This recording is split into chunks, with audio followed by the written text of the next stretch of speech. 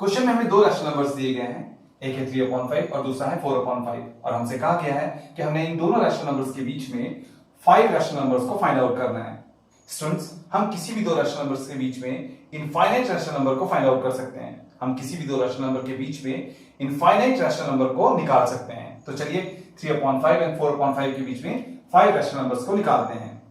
तो चलिए सबसे पहले हम 3/5 एंड 4/5 को यहां पर नोट डाउन कर लेते हैं। पहला रैशनल नंबर हमारा है 3/5 और दूसरा रैशनल नंबर हमारा है 4/5। स्टूडेंट्स, जब भी हमें दो रैशनल नंबर्स के बीच में कुछ रैशनल नंबर्स निकालने होते हैं तो हमारा पहला स्टेप होता है कि हम दोनों रैशनल नंबर्स का डिनोमिनेटर सेम बनाते हैं, दोनों रैशनल नंबर के डिनोमिनेटर को इक्वेट करते हैं। लेकिन यहां पर इन दोनों रैशनल नंबर का डिनोमिनेटर है 5 जो कि पहले से ही सेम है, इसलिए हमें पहला स्टेप करने की जरूरत नहीं क्योंकि डिनोमिनेटर ऑलरेडी सेम है। चलिए हम सेकंड स्टेप में आते हैं। सेकंड स्टेप हमारा होता है कि हम दोनों रैशनल नंबर के न्यूमरेटर के बीच के गैप को ढूंढते हैं।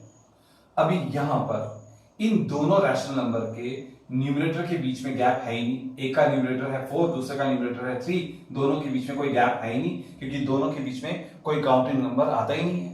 4 और 3 के बीच में कोई काउंटिंग नंबर आता ही नहीं है।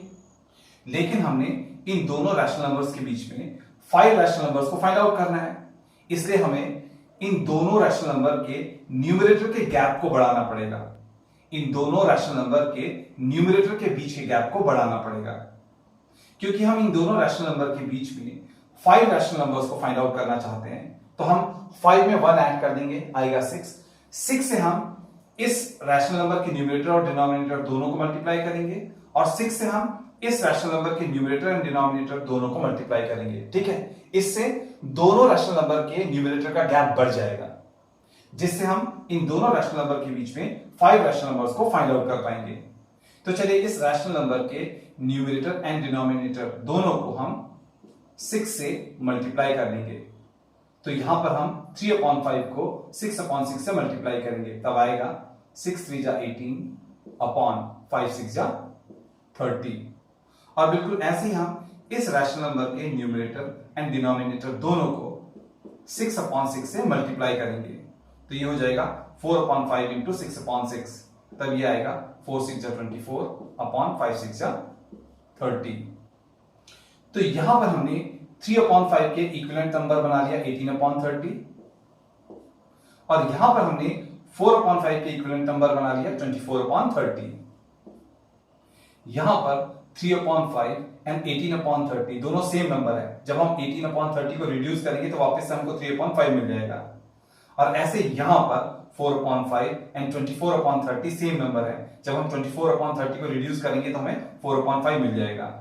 इसलिए जब हम 18/30 एंड 24/30 के बीच में 5 रैशनल नंबर्स को निकालेंगे तो वो 3/5 एंड 4/5 के बीच के ही 5 रैशनल नंबर्स होंगे। ठीक है, तो चलिए हम 18/30 एंड 24/30 के बीच में 5 रैशनल नंबर्स निकालेंगे, लेकिन लिखेंगे कि हम 3/5 एंड 4/5 के बीच में 5 रैशनल नंबर्स निकाल रहे हैं, क्योंकि 3/5 एंड 18/30 सेम नंबर है, 4/5 एंड 24/30 सेम नंबर है। तो लिखते हैं 5 रैशनल नंबर्स